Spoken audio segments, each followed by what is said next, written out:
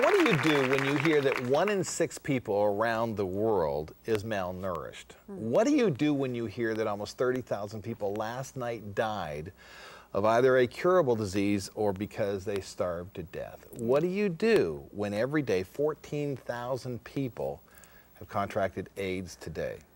If you do nothing, I trust you pay attention, because it's time to do something. Christopher Redner is here joining us, and he's got a plan to do something. Welcome to the program, Christopher Redner. That's right. Hey, Christopher, how are you? Yes, great. Former television producer and journalist, right?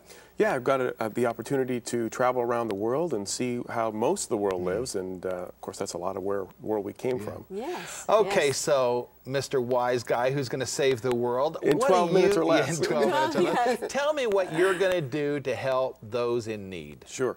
Well, I think one of the things that's most important is that most of us, when we watch the news every day and we see these big global problems, and you know, you see them every day, big things, and you feel like, I can't do anything about that. They're I'm so powerless. far away. Yeah, they're a long ways away. I don't understand them. Right. I don't know what I can do. It's very easy to feel powerless.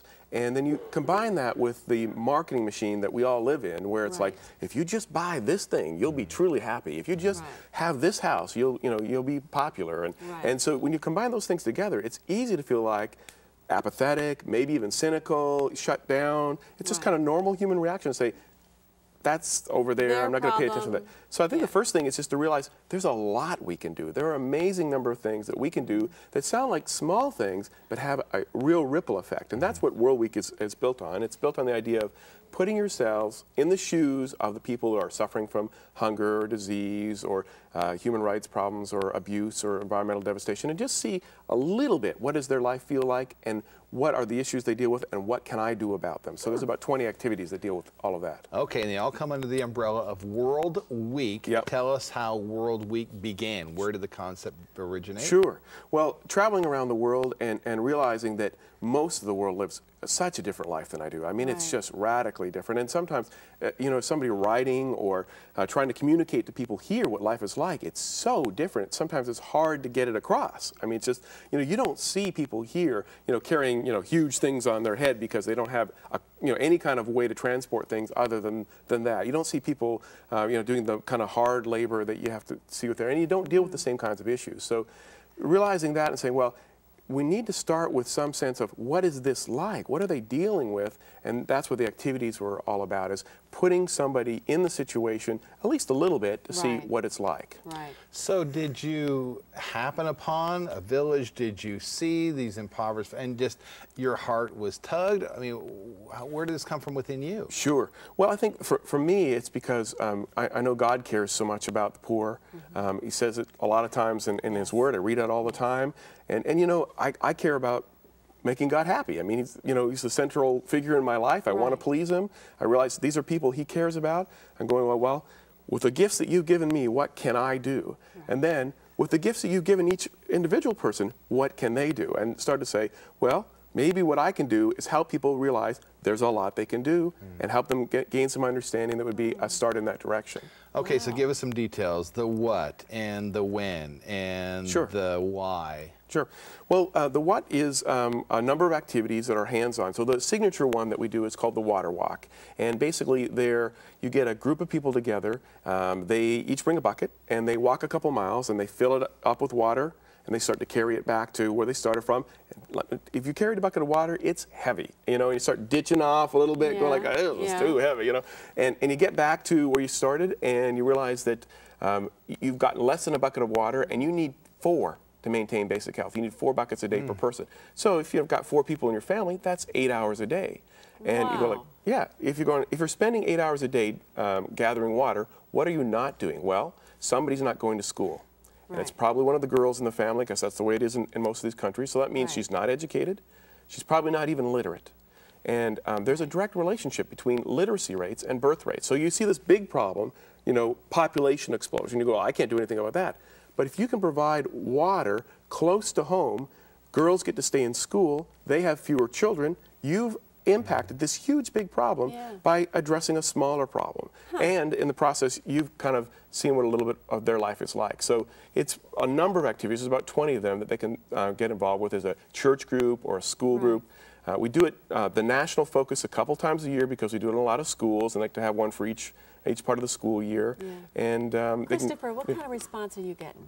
You know, it's been amazing. When people do this? Yeah, it's been amazing. It's like an eye opener for them. You know, I've had young people especially go like, this never even occurred to me before. Yeah. I couldn't imagine being in this situation, or I never thought about it that way before, or I didn't realize I could do so much. Especially young people, you know, they often feel powerless. They don't have a lot of money to give.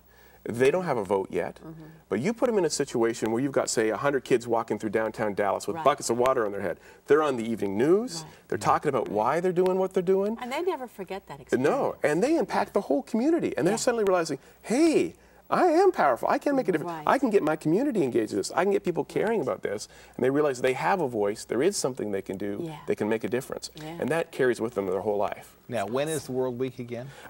In November, and then we do one in the spring as well. You can go to the website and get the exact details. And we have all the materials there, everything you need to do it, a video to get your youth group or class involved with it, or if you want to do it as a family. Now, you obviously have a great heart for the impoverished, for the needy. But Christopher, maybe you don't understand something here about America. We let him enlighten you. Please. Yeah, please. Can you do it in 2 minutes? Please. We drive around the needy. Yeah. We avoid the impoverished. We avoid the areas of our city where the crack houses are and where the drug deals are done, and we drive around those areas. We don't drive to them. We avoid them. What is it going to take to change my thinking about how to reach out to them rather than run from them? Well, I think it takes a number of things. I think, first of all, we need to realize how important these people are to God. Right? That has to really come through to us, that these are people that God cherishes. You know, these are people that He gave His life for, and that needs to take a root in a real significant way.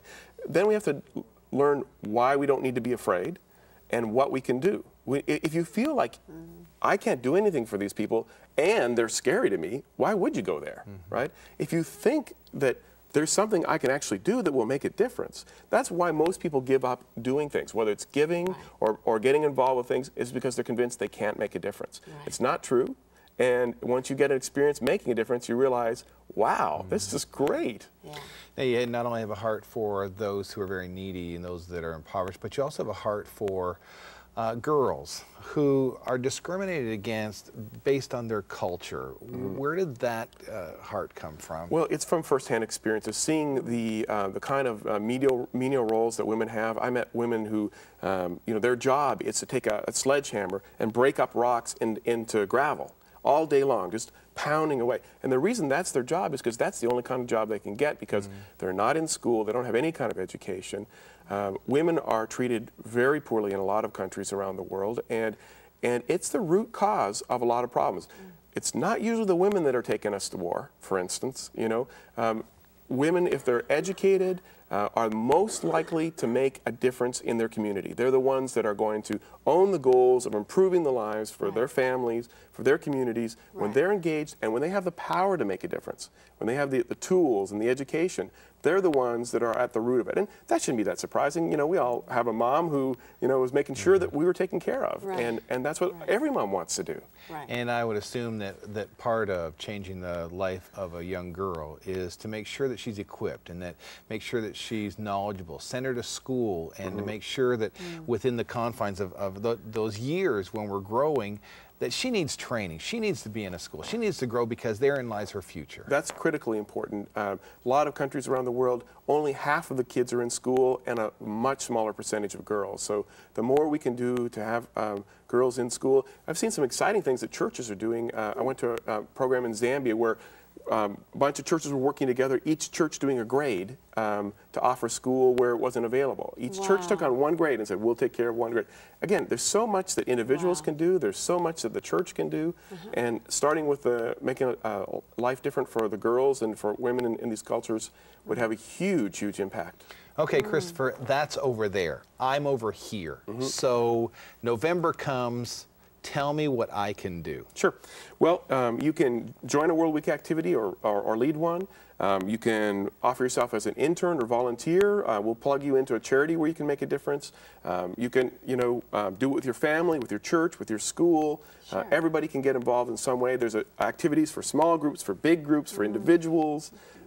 There's always something that you can do, and visit our website. You'll find all the details there. And most importantly, you will make a huge difference, not only in the lives of the people over there, but something will happen in your heart. And that's what's happened with me. That's what happened with so many people when they realize God is working through me. It's an amazing thing to think that God trusted me with His grace and said, hey, here's a portion of my grace. You get to serve it out to other people.